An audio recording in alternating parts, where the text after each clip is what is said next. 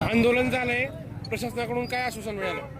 आम्ही या ठिकाणी बार्शी बोरगाव रस्ता आहे जो शहरातून जातो, या रस्त्याचं उद्घाटन मागच्या 9 ते 10 महिन्यापूर्वी झालं होतं. सत्ताधारी पक्षाचे आमदार राणा पाटील यांनी निवडणुका डोळ्यासमोर ठेवून हे उद्घाटन केलं होतं, परंतु जाणून बुजून शहरातले रस्ते त्यांनी अडवून ठेवले होते. आज सर्व धाराशिव शहरातील नागरिकांच्या वतीनं व विद्यार्थ्यांच्या वतीनं या ठिकाणी रास्ता रोको आंदोलन करण्यात आलं आणि आज प्रशासनाने झोपलेल्या प्रशासनाला जाग आली आणि याच्यामध्ये हा विभाग MSIDCकडे होतो. हा रस्ता राजमाता जिजाऊ चौक ते सांजा गावापर्यंतचा, याच्यामध्ये फक्त रस्ता होता. आज त्यांच्या विभागाचे इंजिनियर आले आणि त्यांनी सांगितलं की याच्यामध्ये ड्रेनेज नाही, म्हणजे दोन्ही बाजूला नाली नाही, फुटपाथ नाही, स्ट्रीट लाईट नाही, डिवायडर नाही.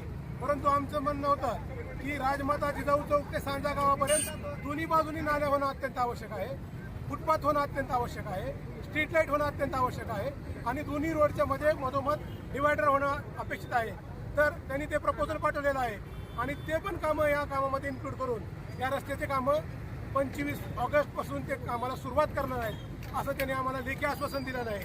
आणि तसेच राजमाता जिजाऊ चौक ते उमरेकोटा हा भाग पूर्ण खड्डेमुक्त झालेला आहे, म्हणजे त्यामध्ये भरपूर खड्डे पडलेले आहेत. नगरपालिकेनं लेखी दिलेलं आहे की या ठिकाणचे खड्डे डांबरीकरणानं बुजवण्यात येणार आहेत.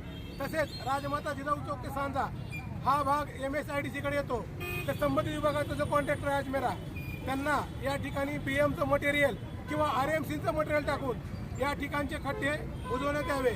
मुरुम टाकून हे खड्डे बुजवण्यात येणार नाहीत असं त्यांनी आम्हाला सांगितलेलं आहे. त्यामुळं आम्ही हे आंदोलन तात्पुरतं स्थगित करतो. पुढची भूमिका काय असणार आहे जर मागण्या मान्य जर हे आमच्या जर मागण्या मान्य नाही झाल्या तर आम्ही MSIDCचे जे अधिकारी आहेत त्यांच्या तोंडाला काळा लागल्याशिवाय राहणार.